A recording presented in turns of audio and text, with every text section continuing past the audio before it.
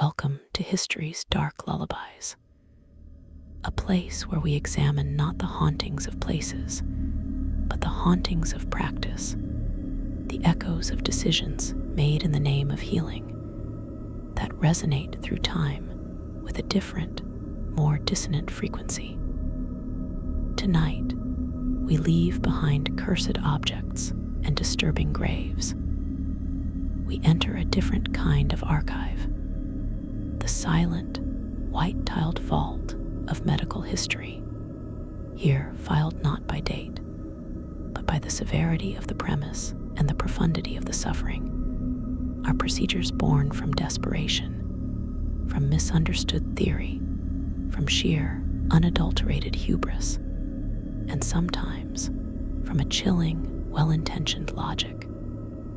These are not tales of monsters, but of men in coats, of brilliant minds gazing into the abyss of human suffering and deciding to operate, to intervene, to fix. The results often read like chapters from a manual of hell, written in good faith. Settle in, if you can, as we explore the anatomy of historical horror. Our subject, the most horrific medical procedures. Number 1, the prefrontal lobotomy, the surgery of the soul. To understand the true, deep horror of the prefrontal lobotomy, one must first appreciate the context of its birth. It was not conceived in a dungeon, but in a boardroom at the 1935 International Neurological Congress in London. It was born from a perfect storm of desperation and scientific arrogance. The asylums of the early 20th century were bedlams, overcrowded warehouses for the mentally ill, filled with patients deemed incurable, suffering from schizophrenia, severe depression, mania, and anxiety. They were often restrained, sedated into stupors, or left to scream. Medicine was powerless. Into this vacuum stepped a Portuguese neurologist, Antonio Egas Manes. He had a theory. He believed that certain mental illnesses were caused by fixed, pathological circuits in the prefrontal cortex, the seat of personality, planning, and social behavior. His solution was devastatingly simple. If the circuit is broken, sever the wires. The initial procedure, the leucotomy, involved drilling 2 small holes in the skull and injecting pure alcohol into the white matter of the frontal lobes to destroy it. It was crude, but Manes reported successes. Patients who were agitated became calm.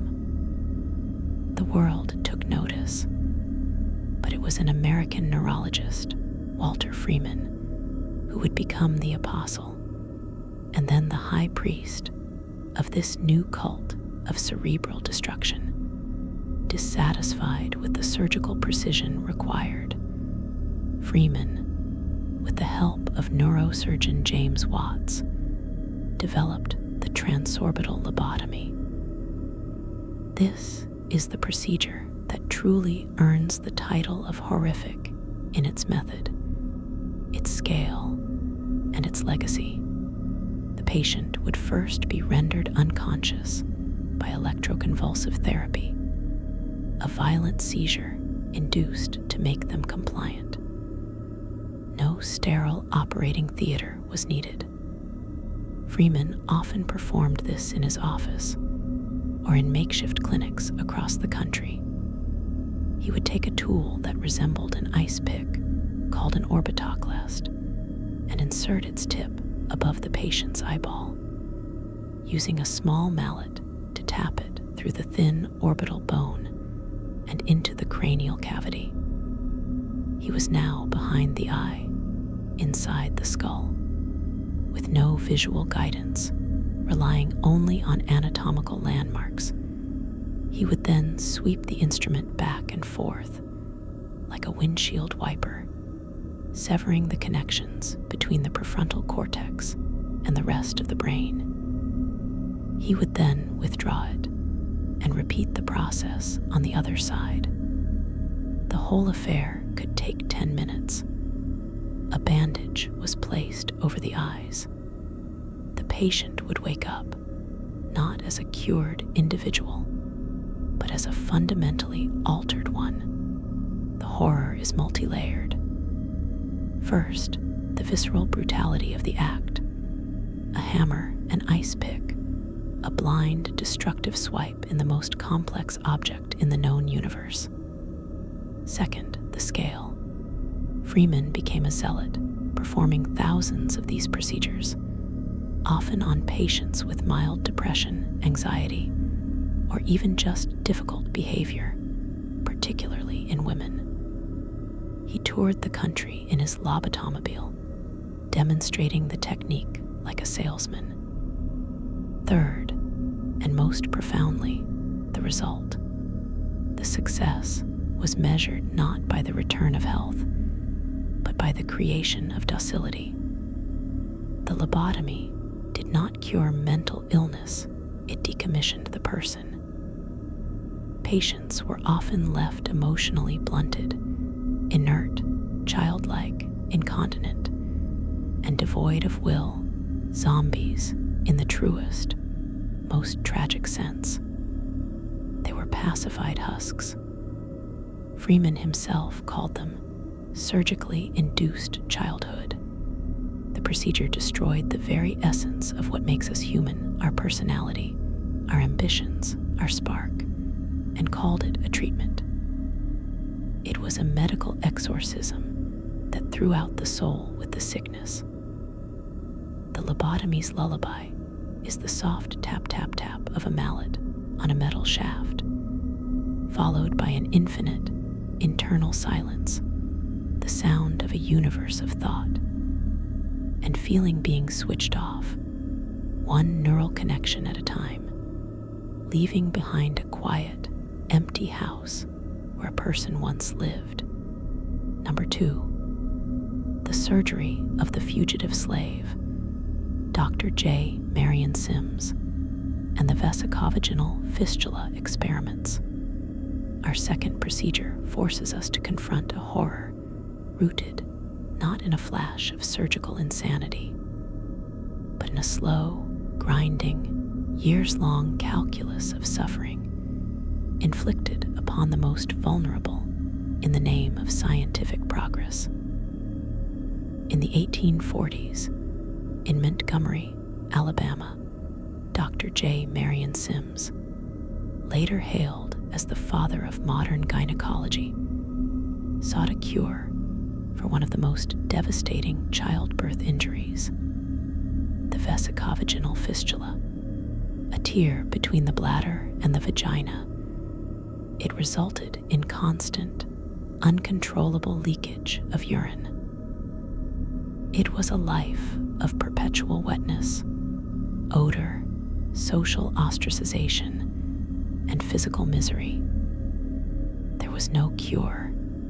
Sims acquired his experimental subjects in the most horrifying way possible.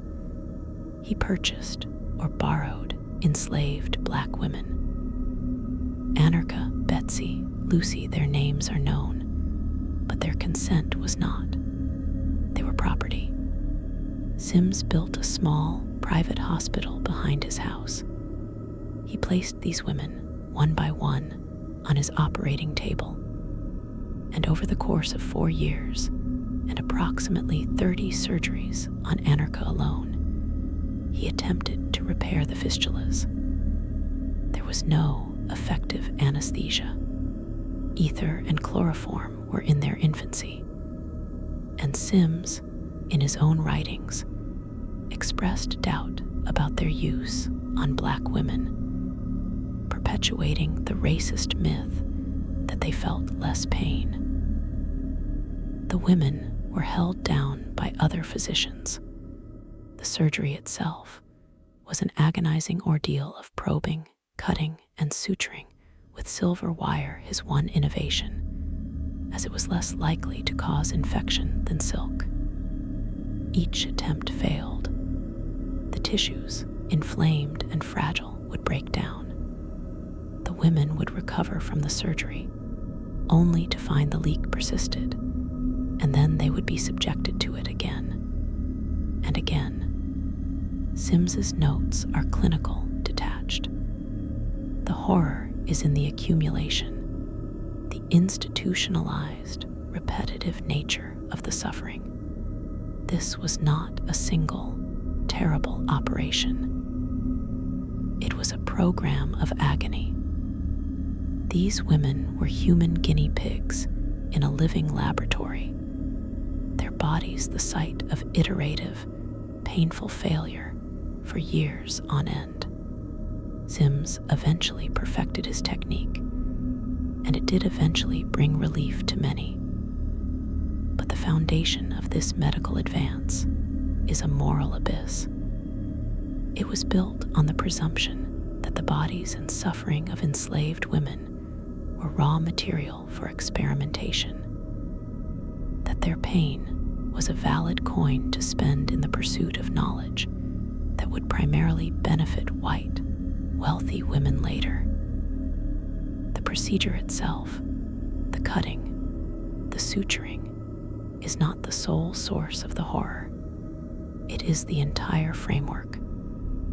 The ownership, the denial of autonomy, the repeated, hope-dashing infliction of pain over years, the chilling, scientific detachment in the face of unimaginable human endurance. The lullaby of Sims's backyard hospital is not a single scream, but a low, years-long moan of agony, punctuated by the cold clink of silver wire instruments on a metal tray, a sound that echoes with the foundational sin of modern medicine, that for some to be healed, others, deemed less than human, had to be broken again and again on the altar of progress. Number 3, the treatment of choice, the radical mastectomy of Dr. William Halsted. For our third procedure, we enter the realm of a different kind of terror, the terror of excess, of a cure so devastating it often overshadowed the disease, born from a brilliant surgeon's tragically flawed logic and an unstoppable surgical zeal. In the late 19th century, breast cancer was a death sentence. Surgery was the only hope, but it was primitive, often leaving behind disease that quickly recurred. Enter Dr. William Halsted of Johns Hopkins, a pioneering, meticulous, and fiercely dogmatic surgeon. Observing the high rate of recurrence, he theorized that cancer spread not through the blood initially, but by direct, local extension through tissues. His solution was not just to remove the tumor, but to remove everything it could possibly have touched. Thus was born the Halsted radical mastectomy, a procedure that would dominate breast cancer treatment for nearly a century. The horror of the Halsted is in its scope, its violence to the body's architecture, and its staggering physical cost for what was, in the end, a questionable benefit. The operation was a marathon of demolition. The surgeon would begin by making a vast, elliptical incision, removing the entire breast, a swath of skin, and the underlying pectoral muscles, both the major and minor chest muscles. This left the patient's rib cage visibly protruding under a thin layer of skin, a hollowed-out skeletal chest wall. But Halsted was not done. In his quest for radical clearance, he would then perform a full axillary dissection, stripping out all the lymph nodes, fat, and tissue from the armpit, a process that often damaged nerves, leading to chronic, severe pain and numbness down the arm. Finally, and most devastatingly, he would frequently remove segments of the ribs and portions of the chest wall itself if there was any suspicion of involvement. The patient, if she survived the immense shock and risk of infection, was left permanently, profoundly disfigured and disabled. The loss of the pectoral muscles made simple tasks like lifting a plate or brushing hair agonizingly difficult. The arm on the affected side was often swollen, painful, and useless, a condition called lymphedema. The psychological toll of such a mutilation is almost beyond comprehension, and for all this sacrifice, later epidemiological studies would show that the radical mastectomy offered little to no survival advantage over less mutilating surgeries for most cancers. Halsted's fundamental premise was wrong. Cancer often spread via the bloodstream, not by local creep. The decades of immense suffering inflicted by his procedure were, for many, a colossal, heroic overtreatment. The horror here is one of magnitude and futility. It was the surgical equivalent of burning down a city to kill a single spy. It was a procedure performed with absolute conviction and technical mastery, a masterpiece of destruction whose very completeness was its tragedy. It represented a moment in medicine where the surgeon's power to cut outpaced the science of what truly needed to be cut. The lullaby of the Halsted radical mastectomy is the long, slow scrape of a periosteal elevator peeling muscle from bone. The sound of anatomy being taken apart with a confidence that was as brutal as it was ultimately misguided. It is the sound of a cure that was, for so many, a different kind of death, a death of the body's integrity, performed with the best of intentions and the very worst of consequences. Number 4, the brown sackward elixir and the glandular grafting frenzy, the monstrous quest for rejuvenation.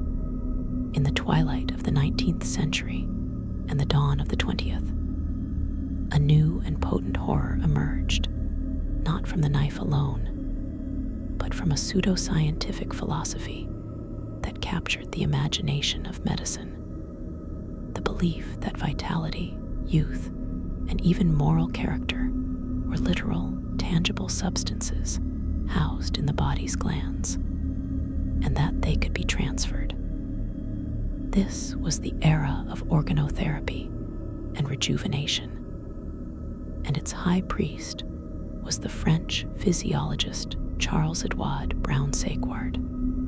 At the age of 72, in 1889, he injected himself with an extract made from the crushed testicles of guinea pigs and dogs.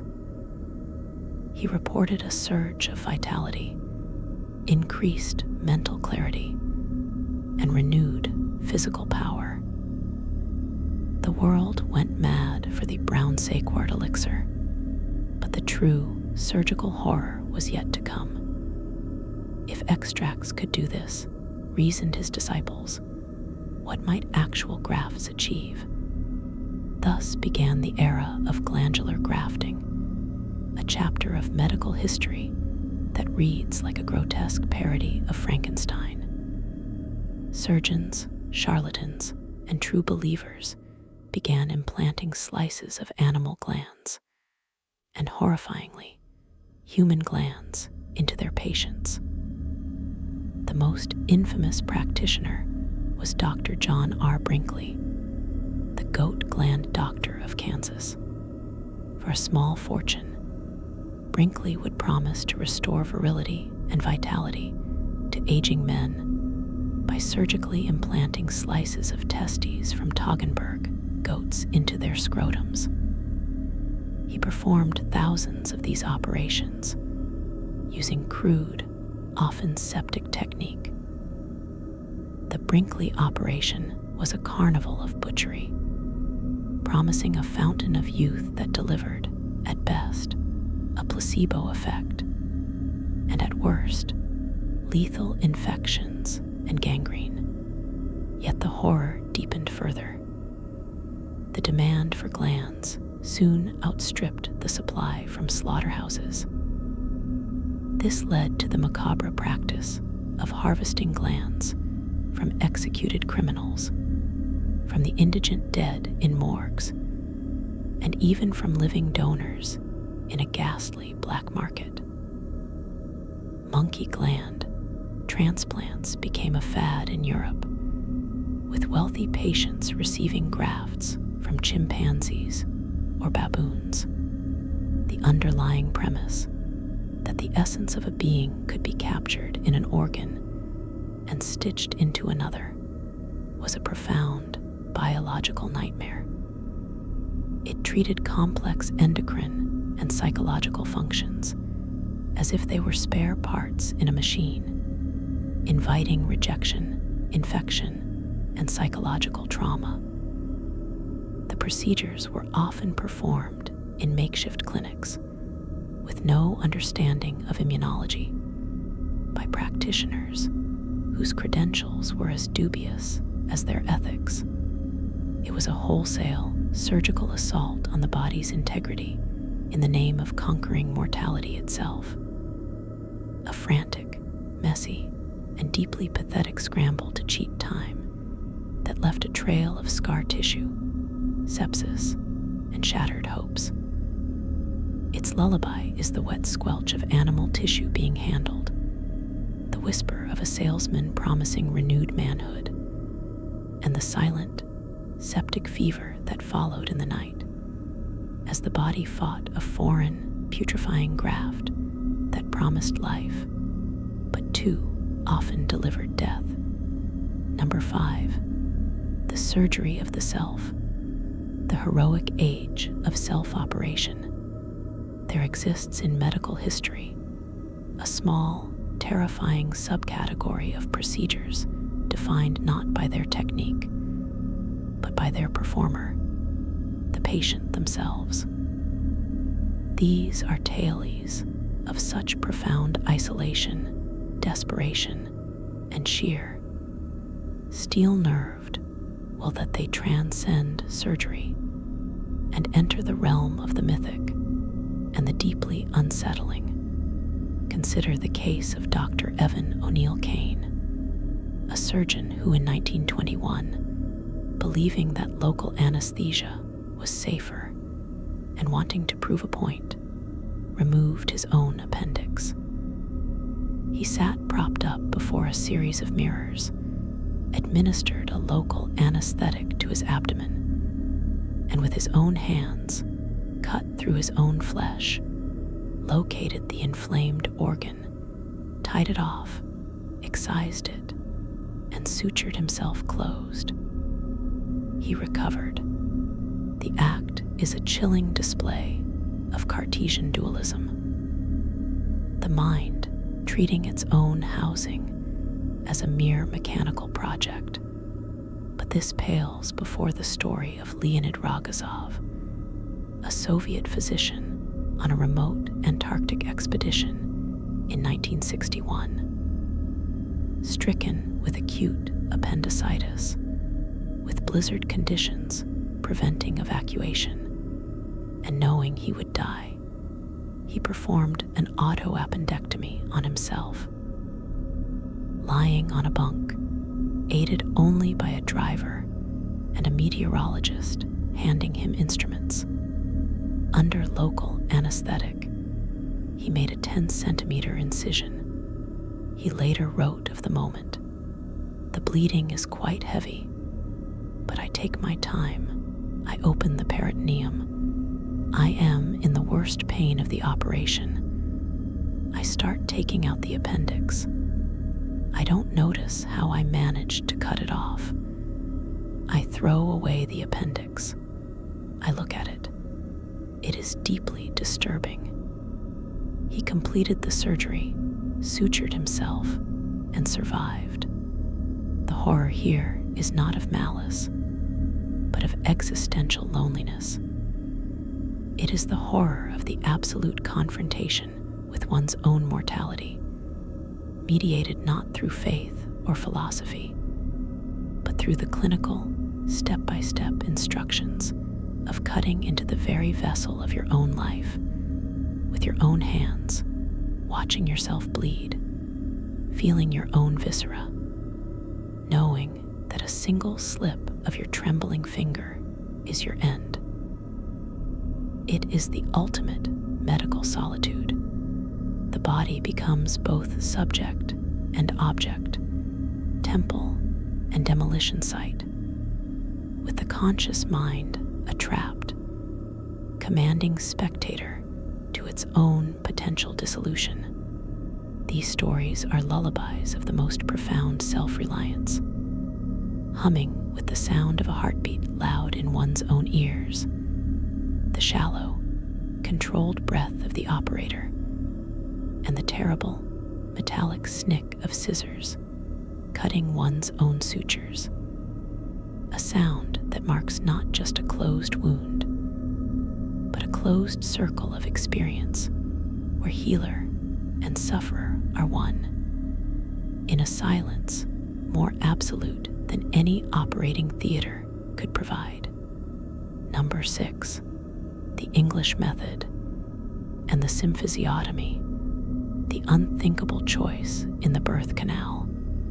We return to the female body, not as an experimental subject this time, but as a site of catastrophic, zero-sum obstetrical calculation. For centuries, a dreaded complication of childbirth was a contracted pelvis, where the baby's head was too large to pass through the mother's bony structure. Before safe cesarean sections, this was often a death sentence for both. In the 18th century, a horrifying alternative emerged in Britain and Ireland, the symphysiotomy. It was known, with grim irony, as the English method. The procedure was as simple as it was brutal.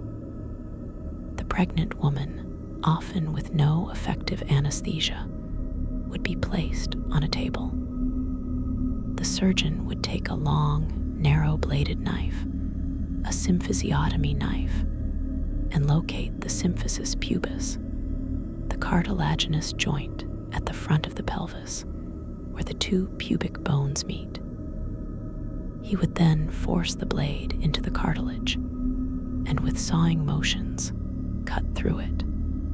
A sickening pop or crack would be heard and felt as the pelvic bones separated, sometimes by several inches, widening the diameter of the birth canal. The baby, if alive, could then be extracted with forceps. Afterwards, the woman would be tightly bound from hips to ankles and kept immobile for weeks, in hopes the cartilage would reknit. The immediate horror is the sensory and physical violation, the feeling of one's own skeleton being deliberately broken open. But the long-term horror was the legacy. Many women were left with permanent, debilitating damage, chronic, severe pain in the pubic joint, a waddling gait, incontinence of urine and feces due to damage to the bladder and rectum, and lifelong sexual dysfunction. The pelvis, the architectural core of stability, was sacrificed for the life of the child. It was a procedure that traded one kind of life for another, maiming the mother to save the infant. In mid-20th century Ireland, it was performed not just for genuine obstruction, but as a Catholic-approved alternative to caesarean section, as a C-section would limit the number of children a woman could have. A symphysiotomy, in theory, did not. This added a layer of institutional, religious coercion to the physical atrocity. The lullaby of the symphysiotomy is the sound of cartilage tearing under a blade, a sound felt deep in the very center of the body, followed not by a baby's cry, but by the long, silent, agonizing weeks of lying bound in the dark, waiting to see if you would ever walk without pain again. A living price paid in broken bone and shattered nerves for the breath of another. It is a sound that speaks of a time when motherhood was not just a gift, but a potential sentence to a lifetime of hidden, heroic suffering.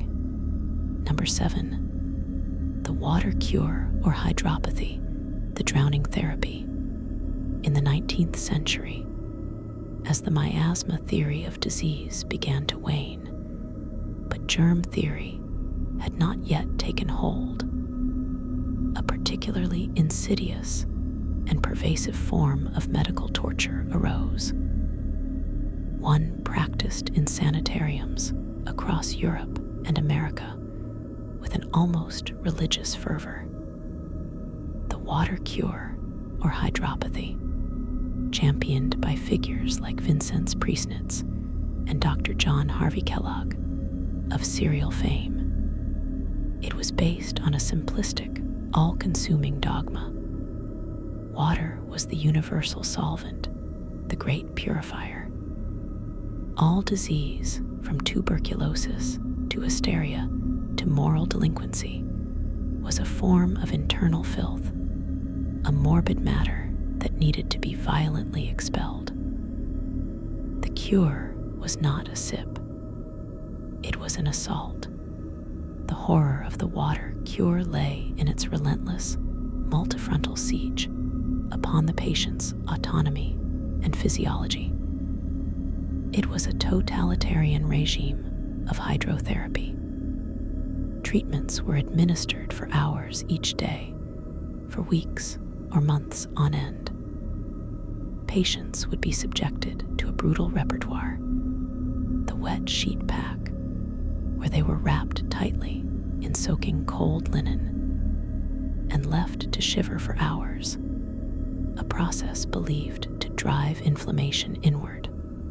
The continuous bath, a days-long immersion in tepid water, leading to maceration of the skin and profound psychological disorientation. The douche, a high-pressure jet of ice-cold water blasted from a hose onto the spine or abdomen from a great height, described as feeling like a blow from a club. The sitz bath, where a patient would sit in a tub of scalding hot water while ice packs were applied to the head, a violent confusion of the nervous system, and perhaps most notoriously, the plunge bath, where a shivering, often shrieking patient would be suddenly dropped into a deep pool of near-freezing water. This was not fringe quackery.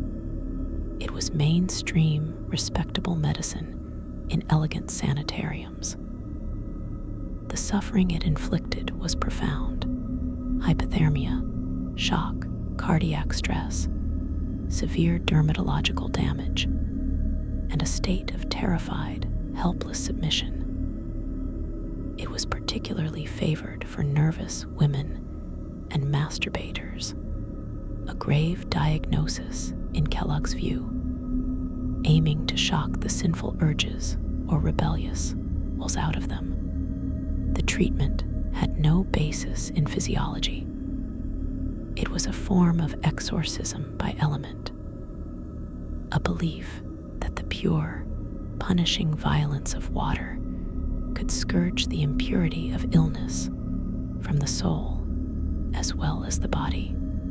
Its lullaby is the relentless, dripping echo of a hydrotherapy room, the sudden, shocking slap of a high-pressure jet on flesh, and the muffled, chattering sobs of a person wrapped like a corpse in a cold, wet shroud, praying for the fever of illness to return if it would only mean a moment of dry warmth.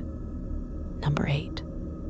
The malarial fever cure for general paresis of the insane, the pyrexia of desperation.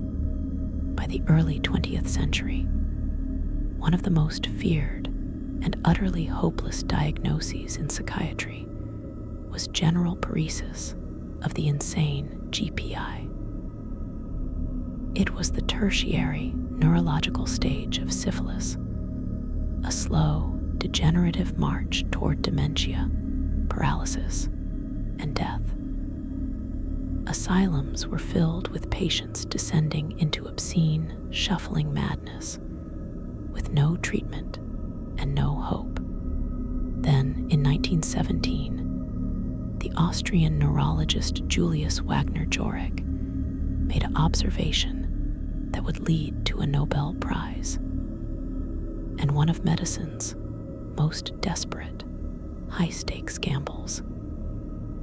He noted that paretic patients who contracted a high fever from typhoid or malaria sometimes showed a temporary, startling improvement in their psychiatric symptoms. His horrific, logical leap was to induce the fever on purpose. The malarial fever cure was born. The procedure was stark.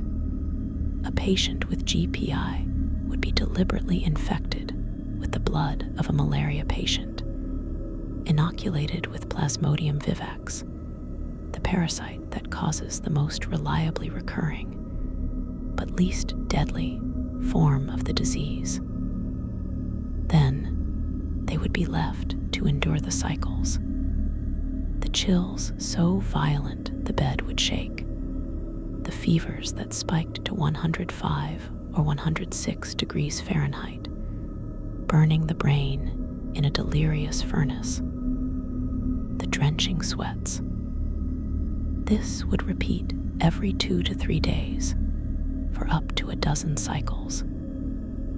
The theory was that the spirochete bacteria causing syphilis were more heat-sensitive than human neurons. The fever would cook the infection out of the brain. The horror here is the calculated, precise induction of one deadly disease to fight another. It was a medical duel, with the patient's body as the battlefield and their consciousness as collateral. About 15% of patients died from the malaria itself. Many others were left weakened, anemic, and traumatized. But for a significant minority, around 30%, it worked.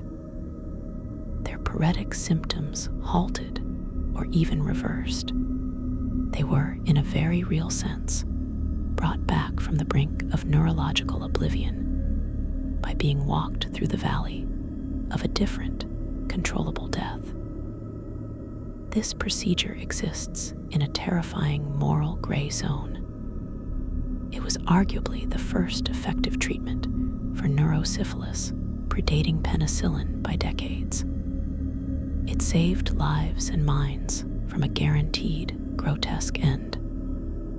Yet, the means were medieval, a deliberate, controlled poisoning, a therapeutic torture.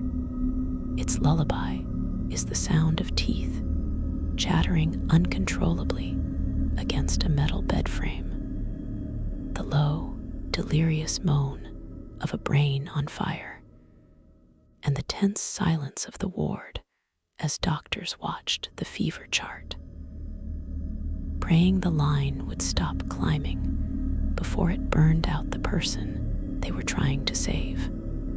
It is the sound of victory bought with a currency of agony, a stark reminder that before the elegant, magic bullet of penicillin, the fight against the spirochete was a brutal, scorched earth campaign waged inside the human skull. Number 9, the Albrecht rotation and the shoelace thoracoplasty, the butchery of the chest for tuberculosis, for antibiotics. Pulmonary tuberculosis was consumption, a slow, wasting, romanticized killer that filled sanatoriums. When rest and clean air failed, surgery was the last, desperate resort. The goal was crude: to collapse the diseased lung, putting it at rest so the lesions could theoretically heal. The methods to achieve this collapse were exercises in radical, destructive anatomy that bordered on sanctioned mutilation. 2 procedures stand as monuments to this era of surgical despair. First, the shoelace thoracoplasty, also known as the lucite plombage. In a later, slightly refined version, a surgeon would make an incision in the back, peel the muscles off the ribs, and then remove long, brutal sections of several ribs, sometimes 5, 6, or 7. This removed the rigid structure of the chest wall, allowing it to cave in permanently onto the lung, collapsing it, to fill the ghastly, hollow space left where ribs had been, and to prevent a grotesque, flapping paradox of the chest wall. Surgeons would sometimes implant hollow lucite, plastic spheres, or pack the cavity with gauze, or even petroleum jelly-soaked tampons. The body would form a scar tissue capsule around this foreign mass. The image of a chest held together internally by a cluster of plastic balls or a pack of gauze is a surreal and visceral horror. But even this was preceded by a more immediately brutal procedure, the Albrecht rotation or extrapleural thoracoplasty. Here, the surgeon wouldn't just remove ribs. He would strip the entire parietal pleura, the lining of the chest cavity, off the inside of the ribs and spine, creating a massive, raw, bleeding surface. He would then sever the intercostal nerves and blood vessels. Finally, the entire mobilized chest wall, muscle, skin, and the stripped rib cage would be rotated and sutured down over the collapsed lung in a new position, like a monstrous, living flap of meat and bone. The procedure could take hours. The blood loss was tremendous. The shock was profound. The pain from the severed nerves and the radical reorganization of anatomy was unimaginable and chronic. These were not fringe operations. They were the standard of care for advanced TB in major teaching hospitals. The horror lies in the sheer architectural violence of them. They were procedures of demolition, not repair. A surgeon would spend a day taking apart the human thorax, the cage protecting the heart and lungs, and reconstruct it into a deformed, static, and crippled configuration, all in the hope of starving a bacterial infection. Patients who survived were left with a permanently disfigured, hollowed out, or rotated chest. one shoulder lower than the other, with a chronic, burning neuropathic pain and severely limited respiratory capacity for the rest of their lives, which were often still cut short by the disease. The lullaby of the thoracoplasty suite is the grating crack of a rib shear, the wet, tearing sound of pleura being peeled from bone like wallpaper, and the final, definitive click of a lucite sphere being dropped into a bloody cavity, a sound that marks not a healing, but a permanent surgical surrender, a body deliberately broken and reassembled into a fortress of scar tissue against an invisible, consuming enemy.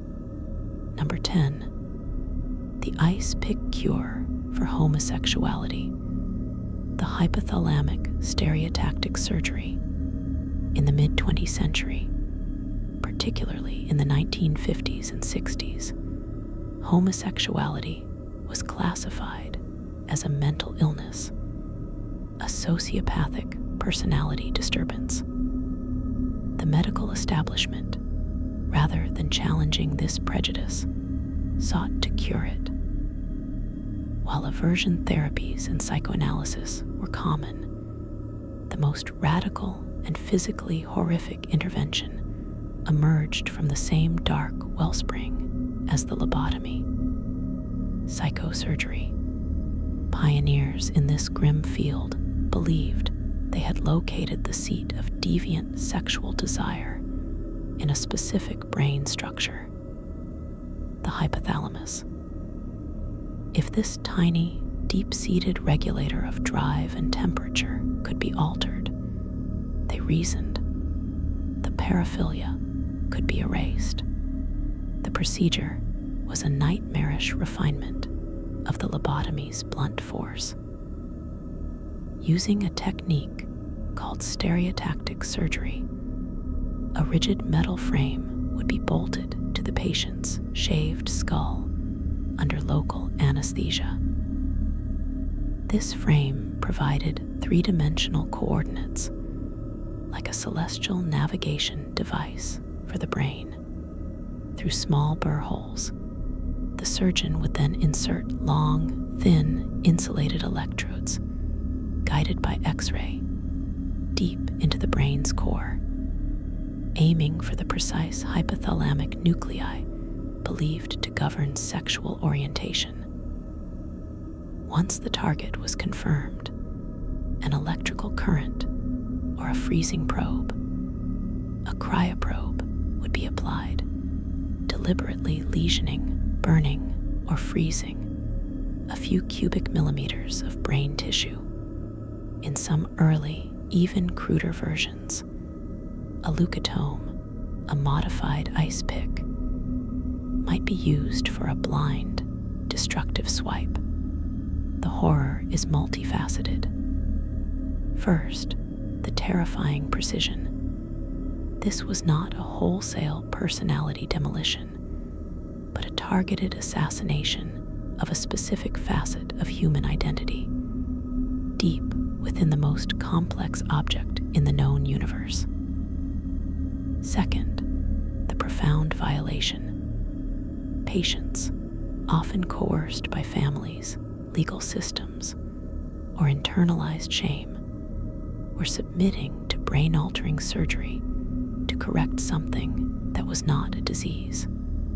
Third, the results.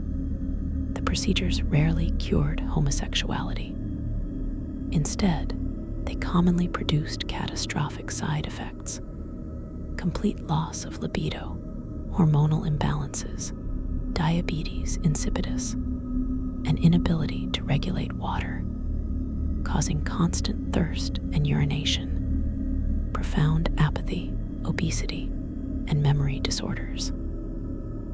The cure for a facet of personality was the destruction of the entire motivational and physiological foundation of the self. It was a medical exorcism that left behind a hollowed-out, broken human being, their desires not redirected, but extinguished at the source. The lullaby of the stereotactic suite is the low, ominous hum of the electrical generator, the sterile click of the stereotactic frame being locked into place, and the absolute, internal silence that follows, the sound of a universe of feeling and attraction being pinpointed and cauterized into a permanent, neutral void. Number 11. The twilight sleep Dämmerschlaf, the amnesiac birth. In the early 1900s, a new procedure swept through fashionable maternity wards in Europe and America, hailed as a miracle of modern medicine that would finally free women from the curse of Eve, the pain of childbirth. This was twilight sleep Dämmerschlaf, pioneered in Freiburg, Germany. It promised a painless, or more accurately, a forgotten birth. The method involved a carefully titrated cocktail of two drugs: morphine, a powerful narcotic for pain, and scopolamine, a potent amnesiac and deliriant derived from nightshade. The horror of twilight sleep was not in a surgical cut, but in the manufactured, terrifying dissociation it created. A woman in labor would be given an initial injection. As the drugs took hold, she would not fall peacefully asleep. Instead, scopolamine would induce a state of twilight, a confused, agitated delirium. She would lose her memory-forming capacity, but not her sensitivity to pain. Morphine dulled, but did not erase, the agony. The result was a woman in the throes of a terrifying, disorienting nightmare. She might scream, thrash, hallucinate, and cry out, completely unmoored from reality, and unable to form any coherent memory of the experience. To manage this violent delirium, she was often strapped to the bed wrists and ankles bound in leather cuffs and placed in a padded, silent room. Nurses and doctors, wearing soft-soled shoes, would observe her through a window, intervening only for the final delivery, often with high forceps that increased the risk of injury to both mother and child. The procedure was marketed as humane, but its reality was a profound chemical violation of one of life's most primal experiences. It turned the mother into a hallucinating, restrained object, her consciousness chemically scoured of the event even as her body endured it. The miracle was an amnesiac blank where transformative human passage should have been. Women would wake up hours later, groggy and sore, with no memory of their child's birth, handed a baby that felt like a stranger. The physical risks were high: respiratory depression in the newborn, hemorrhaging in the mother, the violence of forceps deliveries. But the psychological theft was deeper. The theft of presence, of memory, of agency at the moment of becoming a mother. The lullaby of the twilight sleep chamber is the muffled, distant scream from behind a sealed door, the soft creak of leather restraints, and the profound, chemically induced silence that follows in the mother's mind, a silence not of peace, but of erasure. Number 12. The prolonged sleep cure, Klein-Levin syndrome treatment, and psychiatric coma therapy. In the early 20th century, a Viennese psychiatrist named Manfred Sakel developed a theory that would lead to one of the most extreme and existentially terrifying medical experiments ever conceived: the prolonged sleep cure. Observing that schizophrenic patients sometimes improved after slipping into unconsciousness from accidental insulin overdoses, Sackel wondered, what if prolonged, medically induced unconsciousness could reset a sick brain? His method was to place patients in a deep, continuous coma, not for hours, but for days, weeks, or even months. The procedure was an orchestrated near-death. Patients would be injected with massive doses of insulin, sending them into a hypoglycemic coma. They would be kept in this state, monitored for vital signs on the knife's edge of death. Some protocols called for alternating insulin comas with barbiturate-induced sleep or electroconvulsive therapy during brief periods of arousal. The body would be fed and hydrated via tubes. The patient would simply cease to be present.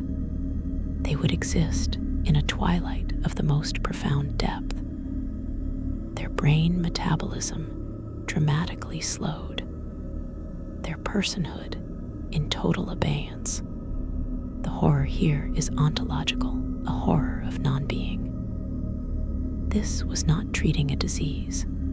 It was attempting to annihilate the patient's conscious experience of it, to force a neurological reboot by skirting the boundaries of death itself.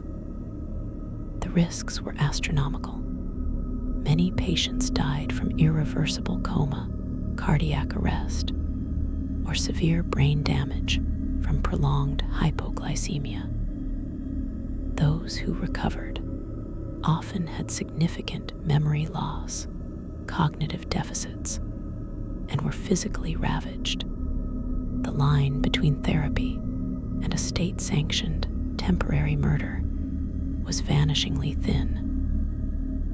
The sleep cure represents the ultimate medical arrogance, the belief that consciousness itself is the problem, and that the solution is to switch it off for a while, like a faulty machine, and hope it comes back on in a better configuration. Its lullaby is the absolute, deafening silence of a deeply comatose brain, the slow, mechanical hiss of an oxygen tent, and the soft, futile murmur of a nurse reading vital signs to a body whose mind is lost in a starless, artificial night.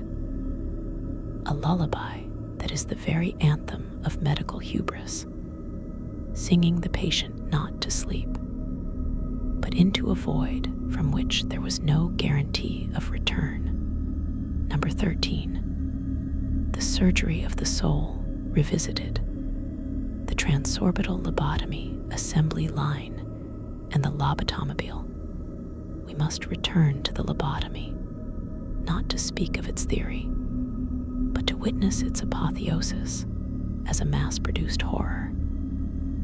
The true industrial-scale nightmare was not in the solitary, brutal act performed by Walter Freeman in an operating theater, but in its democratization. Freeman, driven by a messianic zeal to empty the state asylums, transformed the transorbital lobotomy from a procedure into a circuit. He famously purchased a van, which the press dubbed the lobotomobile, and embarked on tour across the United States, visiting underfunded, overcrowded state mental hospitals. The scene in these institutions was something from a medical inferno. Freeman would often evaluate dozens, even hundreds of patients in a single day, making snap judgments based on cursory charts or the word of overwhelmed staff. The surgery was performed with appalling speed and informality. In some documented instances, he would line patients up in a room. One by one, they would be rendered briefly unconscious with electroconvulsive therapy, a jolt that left them convulsing on a gurney. Before they could fully regain awareness, Freeman would perform the ice pick procedure, sometimes taking less than 10 minutes per patient.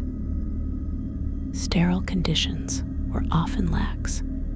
The orbitoclast might be wiped with a cloth between uses. There were no detailed follow-ups. The goal was throughput. The horror here metastasizes from the individual to the systemic. This was medicine stripped of all pretense of careful diagnosis, individualized care, or ethical reflection. It was a logistical solution to a humanitarian crisis, treating human consciousness as a faulty component to be quickly disconnected. Patients, many of whom were suffering from conditions like postpartum depression, anxiety, or mild neuroses that might have been treatable by other means, were converted into placid, institutionalized ghosts by the van load.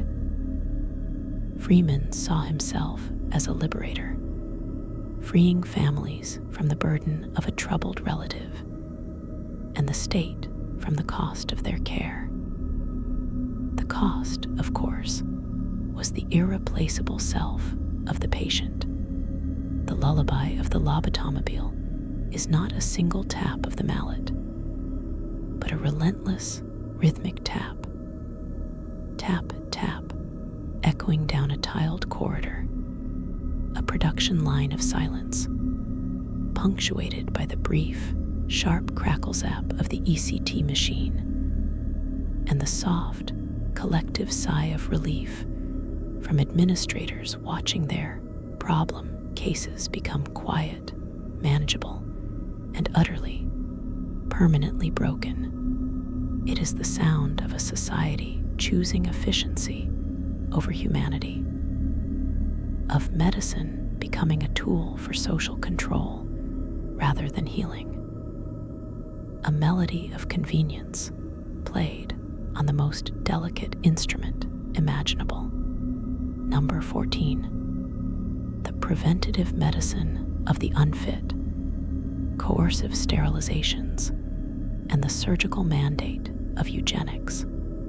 This horror is not a single procedure, but a pervasive, state-sanctioned program that turned the surgeon's scalpel into an instrument of population policy. Rooted in the pseudoscience of eugenics, which gained terrifying respectability in the early 20th century, the belief took hold that social ills, poverty, crime, feeble-mindedness, promiscuity, were hereditary diseases that could and should be bred out of the human stock. The medical procedure of choice was compulsory sterilization, primarily vasectomy for men, and salpingectomy, tube tying, or oophorectomy, removal of ovaries, for women. The horror is in its cold, bureaucratic, and profoundly dehumanizing logic. Laws were passed in over 30 U.S. states, in Canada, and most infamously in Nazi Germany, where the model was openly credited to American precedents. Patients were not ill. They were deemed potentially ill for society. Their treatment was the permanent termination of their biological lineage. Victims were selected from state institutions, mental hospitals, prisons, homes for the feeble-minded, and often targeted marginalized groups, the poor minorities, the disabled, indigenous populations. Consent was a fiction. a board would review a file, often with blatant racial and class prejudices, and issue an order. The surgery would be performed, sometimes under the guise of another necessary operation like an appendectomy. This was preventative medicine of the most sinister kind, the prevention of people. It treated human beings not as individuals with rights, but as vessels for genetic material that could be judged undesirable and surgically nullified. The physical procedure might be simple, but its implications were catastrophic. A state-mandated theft of a fundamental human potential, the possibility of family, of legacy, of genetic continuity, in the name of a spurious ideal of racial or social hygiene. The lullaby of the eugenics board is the sound of a rubber stamp hitting a file folder, the quiet snip of a surgical shear on a fallopian tube, and the endless, echoing silence of the children who were never born, the lineages deliberately severed by a scalpel guided not by a healer's hand, but by the cold, confident hand of social engineering. Number 15, the final symmetry, the total body irradiation and bone marrow transplant protocol of the 1950s-60s. We conclude with a procedure that sits at the absolute apex of medical extremity, a Hail Mary pass against incurable disease that required the patient to first be brought to the brink of non-existence. Before the refined protocols of today, the early attempts at bone marrow transplantation for leukemia or aplastic anemia were among the most radical and terrifying experiments ever undertaken on the human body. The logic was stark. The patient's own cancerous or failing bone marrow, the factory of their blood and immune system, had to be completely, utterly eradicated. Only then could donated, healthy marrow be introduced to repopulate the empty system. The method of eradication was total body irradiation, TBI. Patients were subjected to massive, near-lethal doses of radiation, enough to destroy every rapidly dividing cell in their body. This was not a targeted therapy. It was a nuclear strike from within. The effects were a preview of hell, the complete obliteration of the immune system, the slewing of the entire intestinal lining, leading to uncontrollable, bloody diarrhea, and the destruction of the oral and esophageal mucosa, making swallowing agony. Patients were placed in sterile life islands or laminar airflow rooms, but these were often rudimentary. They existed in a state of profound, total vulnerability, their bodies chemically and radiologically burned out from the inside. Only after this near-total annihilation was the donor marrow, a fragile slurry of hope, infused into their bloodstream. Then the wait began. Would the new marrow engraft, or would the patient, a hollowed-out vessel, succumb to infection, hemorrhage, or the devastating graft-versus-host disease, where the new immune system recognized the patient's entire body as foreign and attacked it, a civil war at the cellular level? Mortality rates were catastrophic, often exceeding 90%. The horror of this early protocol is its breathtaking audacity. and its existential violence. It was the medical equivalent of burning down a city to exterminate a single, pervasive pest, then hopping to rebuild from a single donated seed. It treated the human organism not as a patient to be nursed, but as a terrain to be scorched earth, in the desperate hope that something new could grow in the radioactive ashes. The patient was brought to the very threshold of death. Indeed, their old biological self was murdered by radiation in the gamble that a new, hybrid self could be conceived from another cells. Its lullaby is the deep, subaudible thrum of the radiation machine, the absolute, sterile silence of the isolation tent, and the agonized, breathless whisper of a person whose very biology has been rendered alien to them, waiting in a void to see if they will be reborn or simply cease.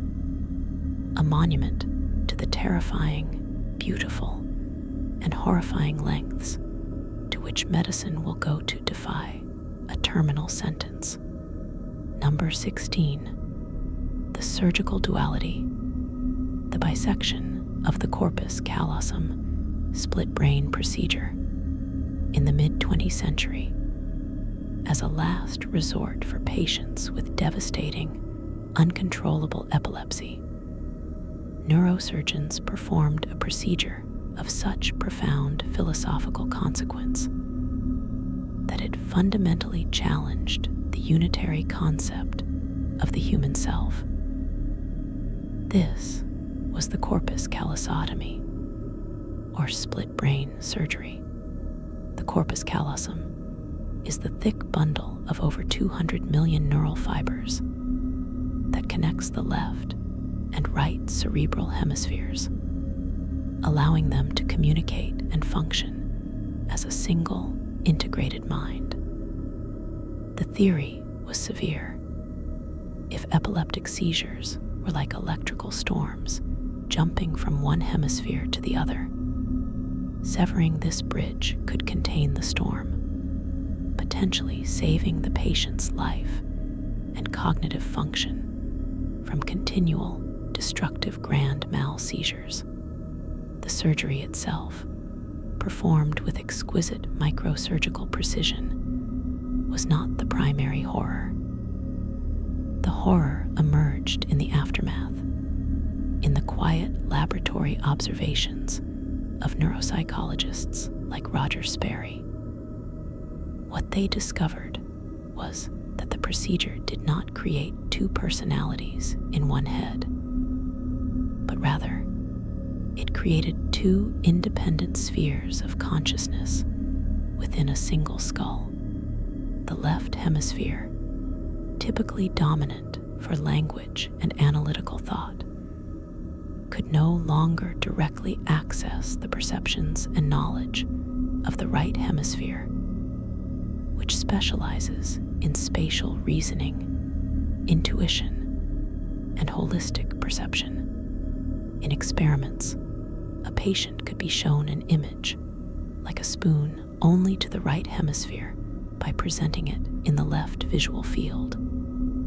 The right hemisphere would recognize it, but when asked to say what they saw, the language-dominant left hemisphere, which hadn't seen the image, would concoct a confabulation: "I saw a flash of light," or "I'm not sure." Yet, with their left hand controlled by the right hemisphere, the patient could accurately point to a picture of a spoon from an array of objects.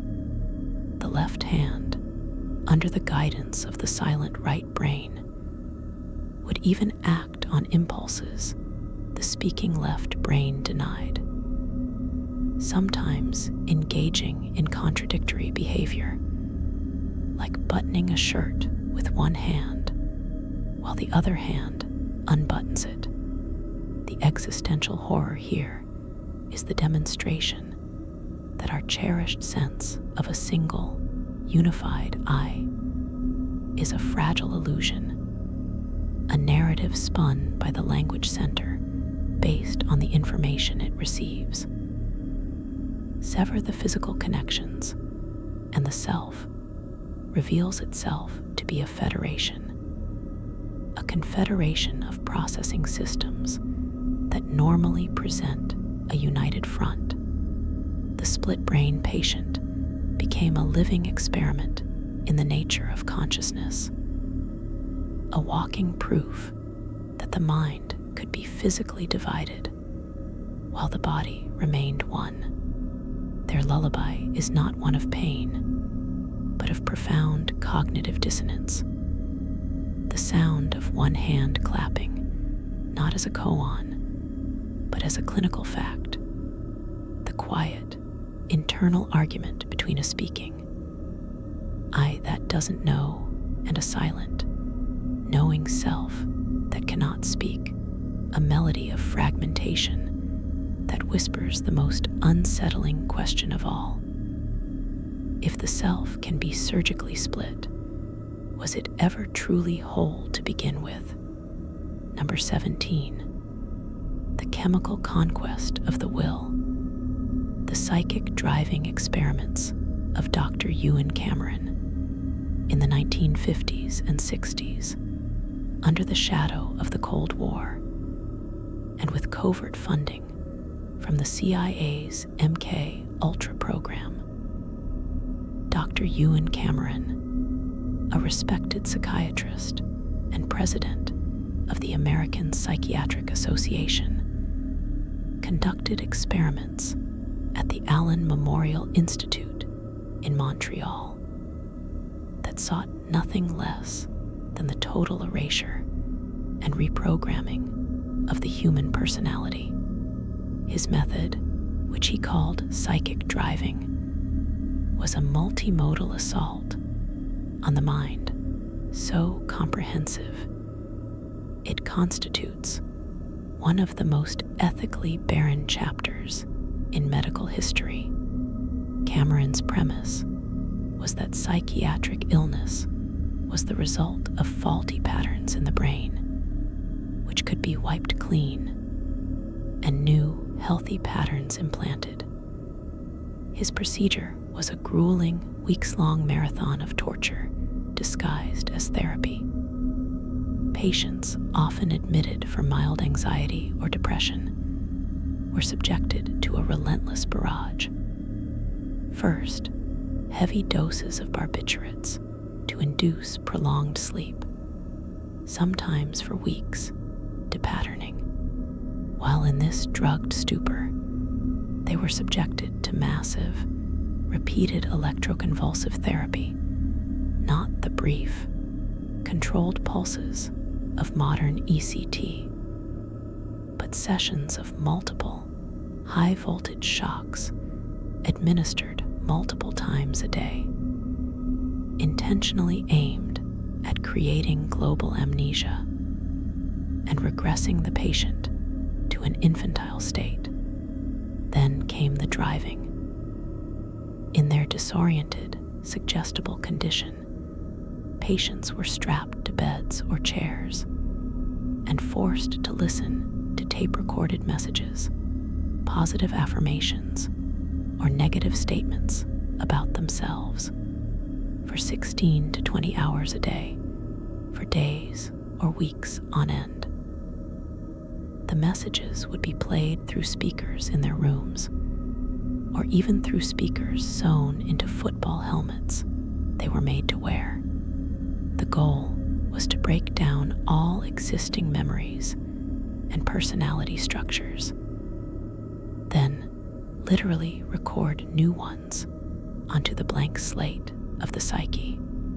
The horror of psychic driving is its totalizing ambition. It was not an attempt to heal, but to unmake and remake a person. It combined sensory deprivation, pharmacological overload, neurological violence, ECT, and psychological coercion into a single, sustained attack on the integrity of the self. patients were left with permanent, severe amnesia, unable to recognize family members, with shattered cognitive function and profound psychological trauma. They were not cured, they were annihilated and left as empty, dysfunctional shells. Cameron's work represents the ultimate medical transgression, the use of clinical authority and tools not to alleviate suffering, but to enact a form of non-consensual brainwashing, turning the psychiatric ward into a laboratory for designing a new, compliant kind of human. Its lullaby is the endless, monotonous tape loop whisper of a recorded voice in a darkened room.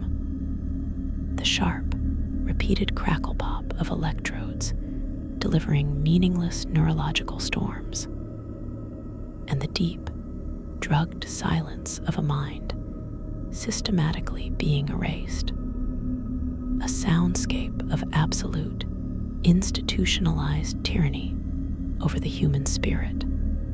Number 18. The suspended animation of cryonic cardiopulmonary bypass experiments, the early freeze trials. In the 1960s, riding the wave of the space age and a burgeoning transhumanist optimism, a handful of pioneering surgeons and enthusiasts embarked on the most radical medical frontier imaginable, using extreme cold not to treat disease, but to suspend death itself. These were the early, tragicomic, and deeply unsettling experiments in what would become cryonics, before the establishment of formal cryopreservation protocols. There were attempts at what was termed cryonic suspension, or freeze resuscitation, on terminal patients, often with their desperate consent or that of their families. The procedure was a macabre fusion of emerging cardiac surgery and sheer, untested speculation. A patient at the moment of clinical death would be placed on cardiopulmonary bypass, a heart-lung machine, to theoretically preserve cellular oxygenation. Then, while on bypass, their blood would be replaced with a cryoprotectant solution, often primitive and toxic, and their body would be cooled, not to therapeutic hypothermia levels, a few degrees, but far below freezing, toward the temperature of liquid nitrogen. The goal was to vitrify the tissues into a glass-like state, preventing ice crystal formation, so that future, unspecified technology could revive and cure them. The horror here is one of sublime existential overreach and grotesque practical failure. These procedures were performed at the ragged edge of medical knowledge by true believers operating in a legal and ethical gray zone. The cryoprotectants of the time were inadequate, causing severe toxicity and cellular damage. The cooling process was uneven, leading to massive ice crystal formation that shredded tissues at a microscopic level. The suspension was, in reality, a complex form of mummification by ice. Early patients were often stored in improvised dewars, large thermos-like containers, in warehouses or rented spaces with precarious maintenance. The promised future technology remained and remains a fantasy. These experiments represent medicine's ultimate confrontation with mortality, not as an enemy to be delayed, but as a law to be defied through engineering. They turned the newly dead body into an archaeological artifact for a future that may never come. A bet placed with the ultimate currency, one's own physical remains. The profound disturbance lies in the chilling, literal objectification of the human form, transformed from a subject of care into a speculative storage problem, a biological time capsule launched into a hypothetical future. Its lullaby is the mechanical worklunk of the heart-lung machine, suddenly taking over for a stilled heart. The ominous, deepening silence as the body's own thermal processes are arrested, and the final, definitive hiss of liquid nitrogen vapor as the capsule is sealed, a sound that marks not an end, but an infinite, frozen pause, a promise of tomorrow written in the unreadable script of crystalline ice, a lullaby that sings not of sleep, but of an endless, cold waiting for a dawn that science, in its most audacious and desperate dream, has not yet been able to guarantee. Number 19. The metabolic dominion, the protocolic starvation of the Banting, or sanatorium, cure for diabetes pre-insulin. Before 1922, a diagnosis of type 1 diabetes mellitus was not a chronic condition to be managed. It was a death sentence with a known horrific trajectory.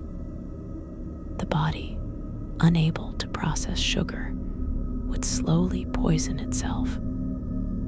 Glucose would spill into the urine, drawing vital water and electrolytes with it, leading to catastrophic dehydration. The body would begin to consume its own fat and protein for fuel, leading to a grotesque wasting called diabetic cachexia, a living skeleton draped in loose skin, smelling of acetone. The final stage was diabetic ketoacidosis, a coma of acidic blood, followed by death, often within a year. The only treatment that offered a fleeting delay of this fate was a medical procedure of such severe, calculated deprivation, it seems almost mythological in its cruelty. The starvation diet, most famously systematized by Dr. Frederick Madison Allen, and later popularized as the Banting, or sanatorium cure. This was not a mere low-carb diet. It was a protocol of enforced, near-total famine, a metabolic lockdown. Upon admission to a specialized sanatorium, a patient would be subjected to an initial period of absolute starvation, sometimes for days, consuming only whiskey and black coffee, until sugar disappeared from their urine. This fasting phase was a brutal, rapid induction into a state of starvation ketosis. Then, the patient would be placed on a precisely measured, soul-crushingly minimal diet. The standard regimen might allow for 400 to 600 calories per day, derived almost exclusively from lean protein boiled meat, egg whites, gelatin, and green vegetables, with carbohydrates often restricted to under 10 grams, the equivalent of a few leaves of lettuce. Every morsel was weighed. Every drop of urine was collected and tested for sugar. If glycosuria returned, the ration was reduced further. The horror of the Allen cure was its stark, mathematical violence. It traded the slow, toxic death of diabetes for the conscious, agonizing, drawn-out death of starvation.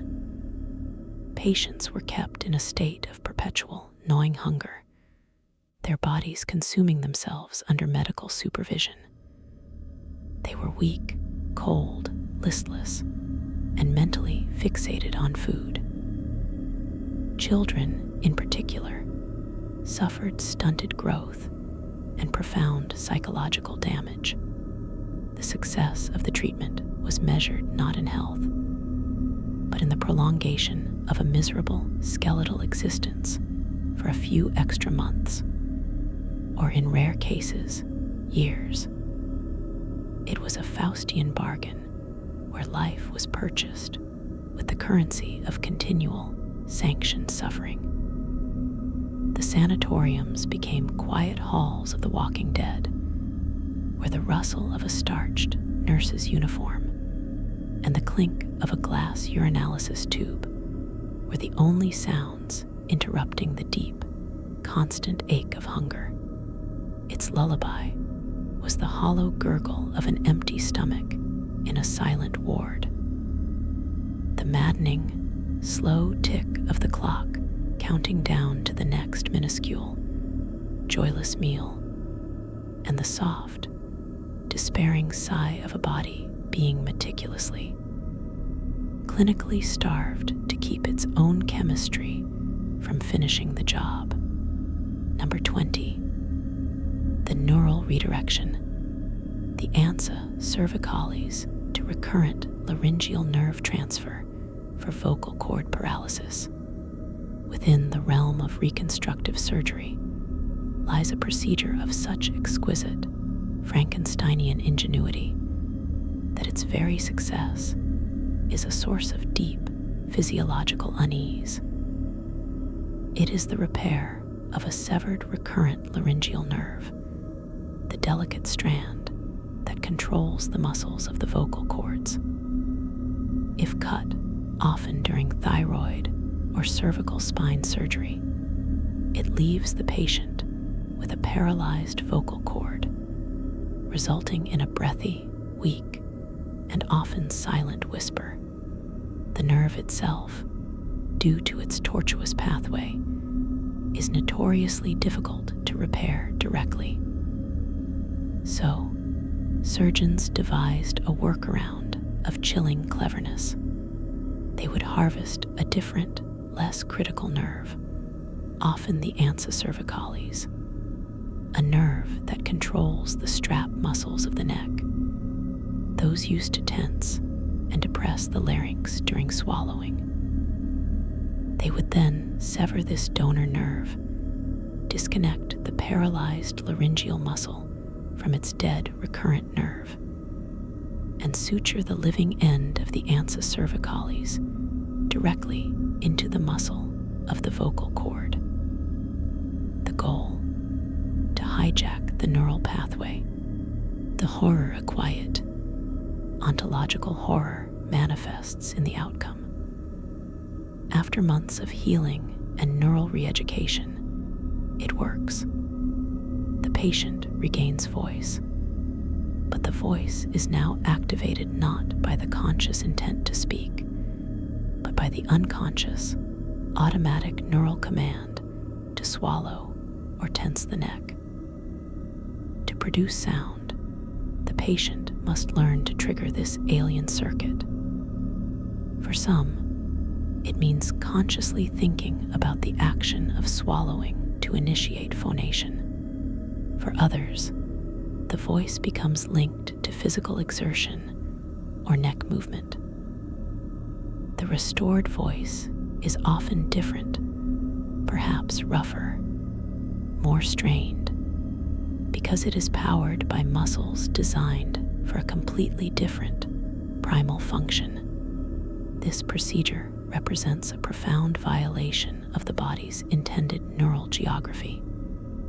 It creates a synthetic, repurposed function. The patient gains a voice, but it is a borrowed voice, a ventriloquist's voice, operated by a physiological puppet string that was never meant for it.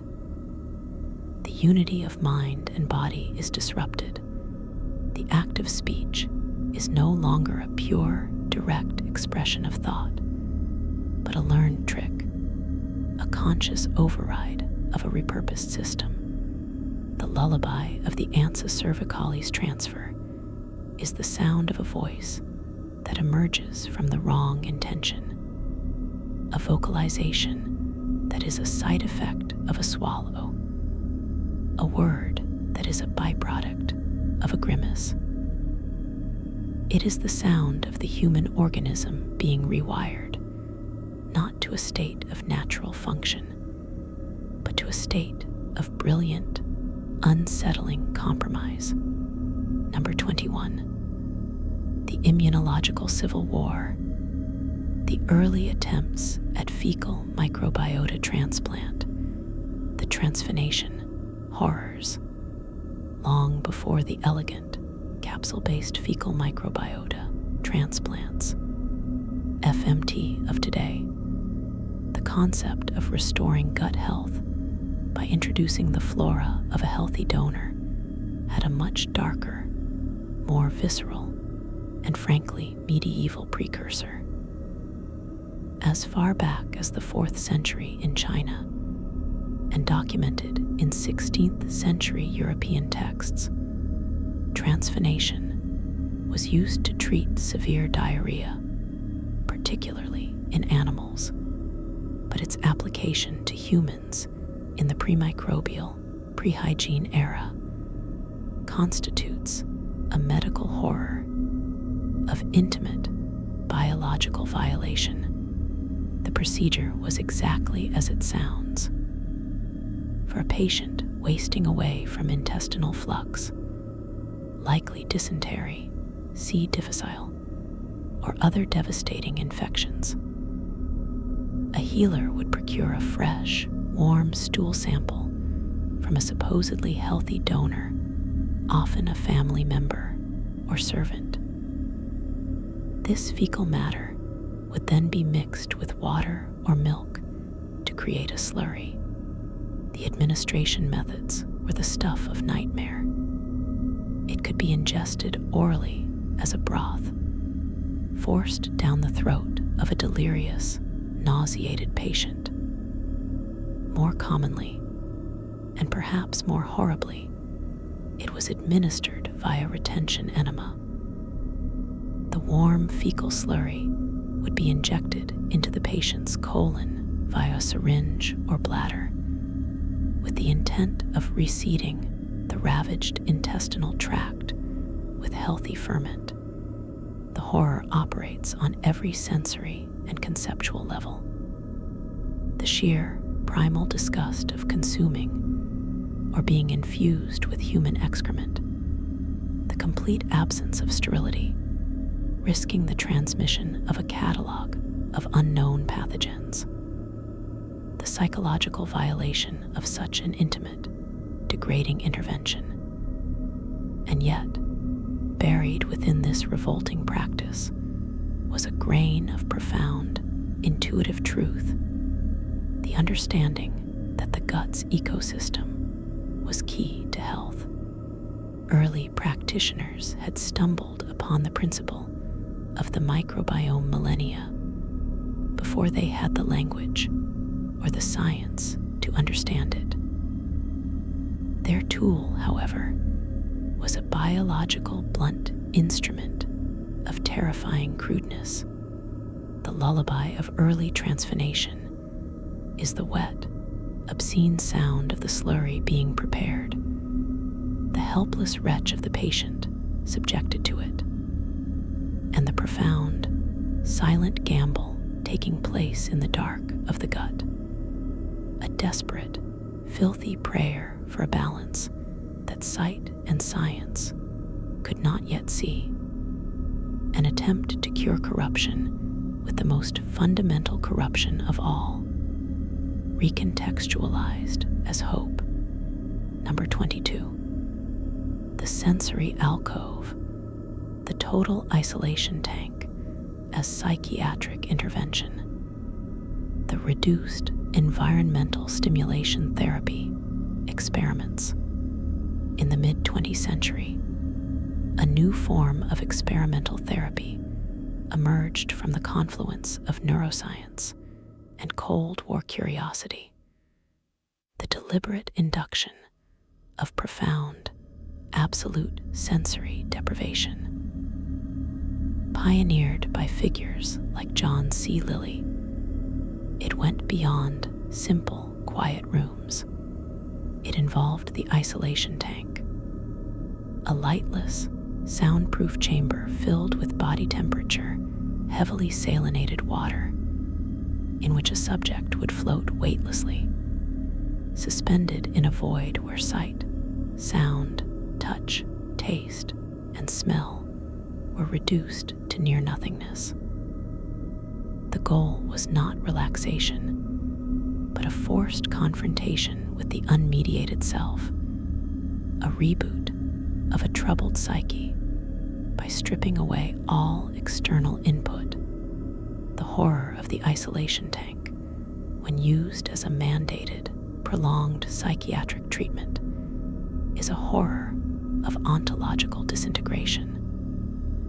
The human mind is not built for a vacuum. It is a meaning-making machine that requires a constant stream of data to structure reality.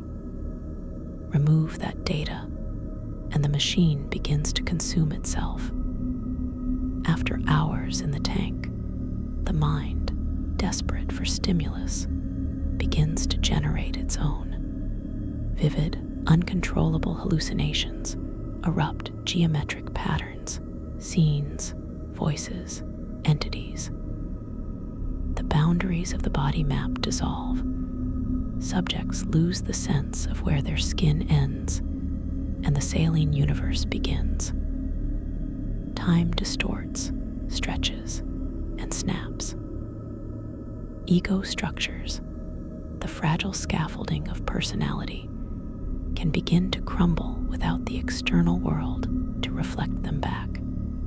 For a patient placed in this environment not as a volunteer explorer, but as a subject of therapy, the experience was one of controlled, sanctioned psychosis.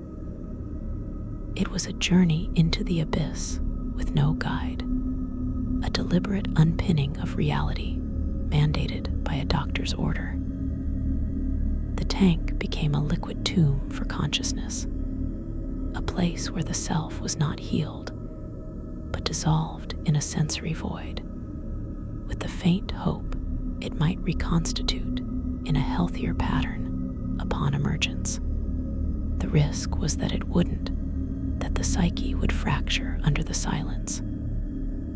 Its lullaby is the absolute, deafening silence of a vacuum, punctuated not by sound, but by the phantom shrieks and whispers of a brain talking to itself in the dark.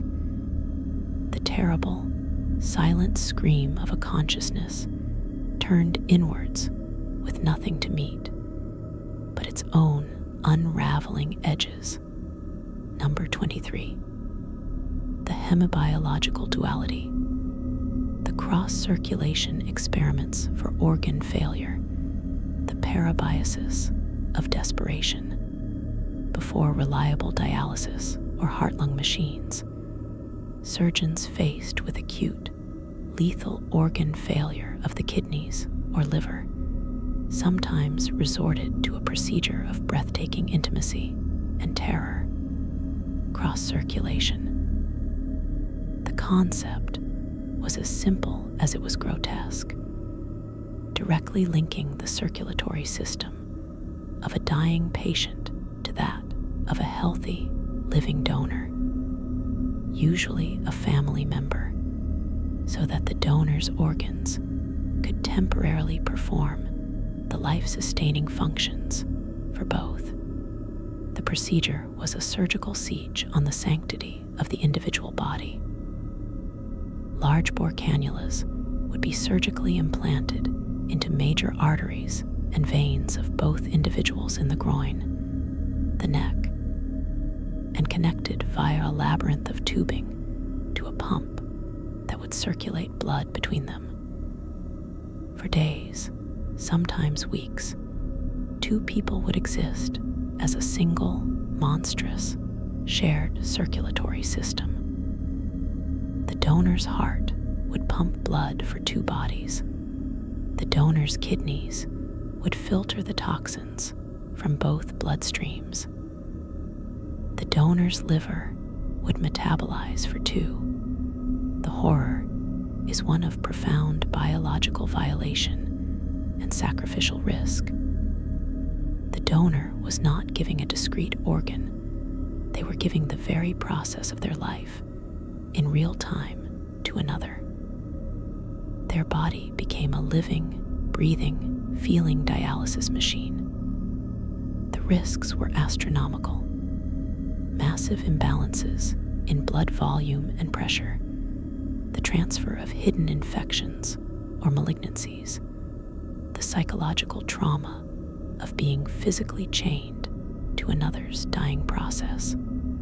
For the recipient, there was the horror of dependence so completed was a form of parasitic fusion, and the guilt of knowing their life was a direct, continuous tax on another's vitality. It created a two-bodied, one-souled chimera of sheer necessity, a testament to a love or duty so extreme it demanded the dissolution of bodily boundaries. Its lullaby is the mechanical whir-thump of the pump that has become a shared, artificial heart, the silent, cellular-level exchange of life and death happening in the clear plastic tubing, and the shared, single breath of two people whose fates have been surgically, irrevocably sewn together in a pact more binding than any vow. A melody of love sung in the key of shared blood and mutual peril. Number 24. The targeted annihilation. The boron neutron capture therapy, BNCT, trials for glioblastoma. In the eternal war against brain cancer, few frontiers are as conceptually elegant and practically terrifying as boron neutron capture therapy, BNCT. It represents the pinnacle of the magic bullet ideal, turned into a microscopic, nuclear-scale siege. Used in trials for inoperable glioblastoma, the most aggressive brain tumor, the procedure is a two-stage act of subatomic betrayal.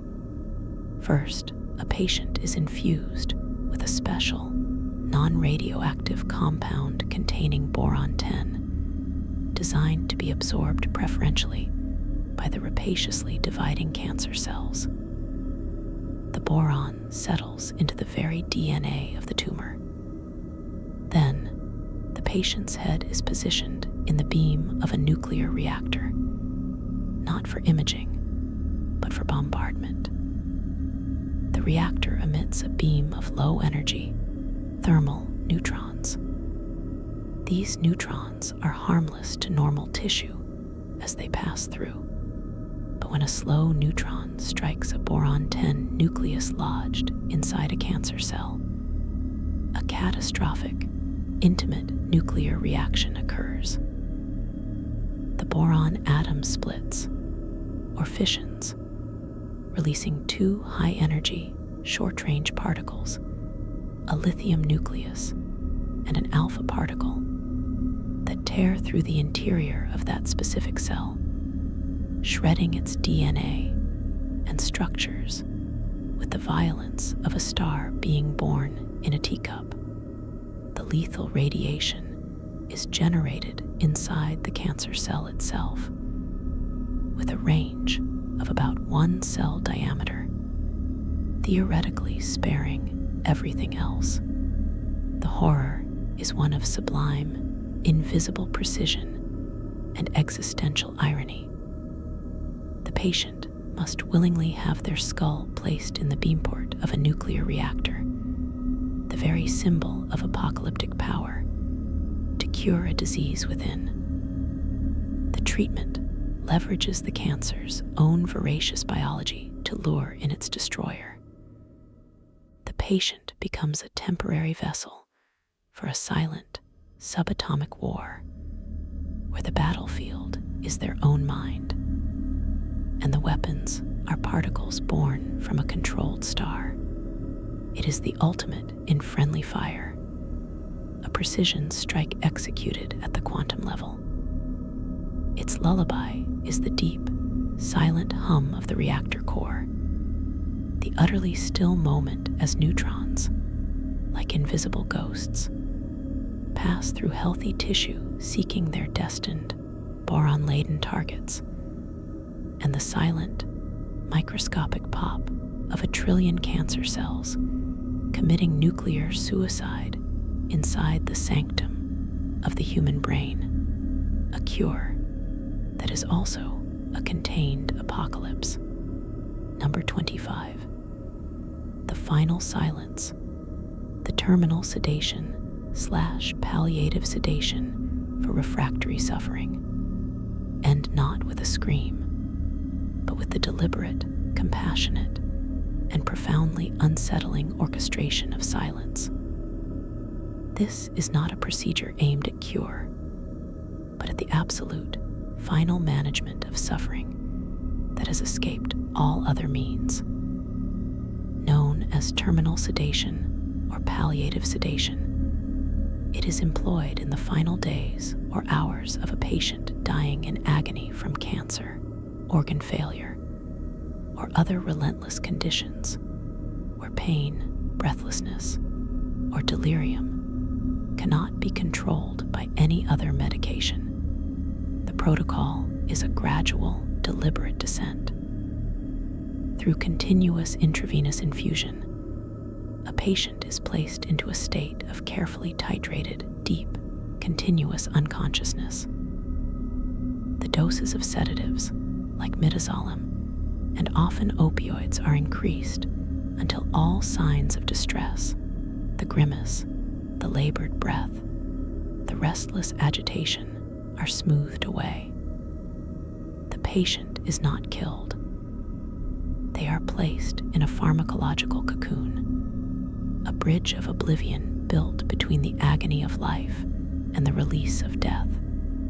All awareness, all possibility of suffering is extinguished.